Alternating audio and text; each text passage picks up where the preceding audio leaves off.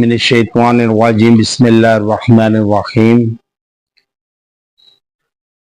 अगर हर चीज की नजर बद का तोड़ चाहते हैं तो उसमें अक्सर किसी भी बच्चे को या औरत मर्द को या किसी भी सामान तजारत को या इसबाब खाना को नज़र लग जाए तो इस आयत मुबारक को आप लिख कर गले में लटकाएं या फिर इसको फ्रेम बनाकर घर के किसी दीवार पर आवेज़ा करें और या फिर किसी बगैर फ्रेम के इसको दीवार पर लगा दें, चस्पा कर दें। इंशाअल्लाह ताला नज़र बद से निजात मिलेगी और आप महफूज होंगे, क्योंकि नज़र बद एक ऐसी चीज़ है जो हदीस मुबारका में है कि जिंदा इंसान को कब्र में और ऊंट को हंडिया में पहुंचा देता है।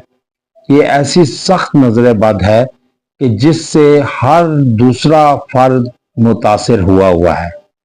क्यों? अब लोग कहते हैं कि जी हम पर अमल हुआ है, जन्नती असरात हैं, किसी ने अमल कर दिया है।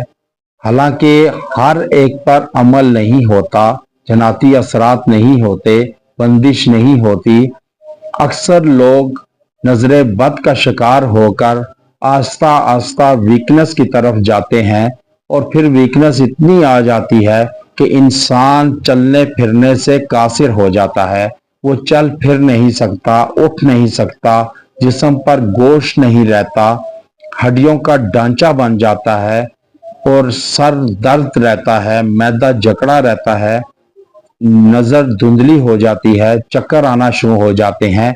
ऐसे सबब में इंसान को नजर बद का तोड़ करना चाहिए कि जिसकी वजह से तोड़ करके आप सेहतमंद हो जाएंगे और आप तकलीफों से, परेशानियों से दूर हो जाएंगे।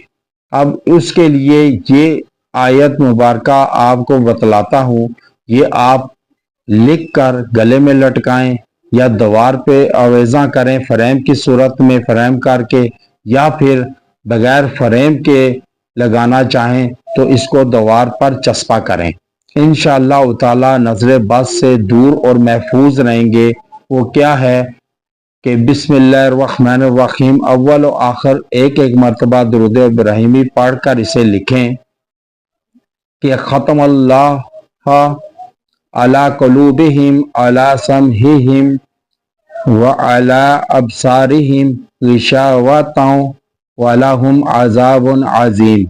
ये आप लिख कर आप चस्पा करें दीवार पे या फ्रेम की सूरत में आवेज़ा करें या लिख कर आपने गले में तवीज़ की सूरत में लटकाएं। इंशाअल्लाह ताला बच्चा हो, औरत हो, मर्द हो, इंशाअल्लाह ताला महफूज रहेगी नजर बद से और सेहत चाको चौबंद और तवाना होंगे आप।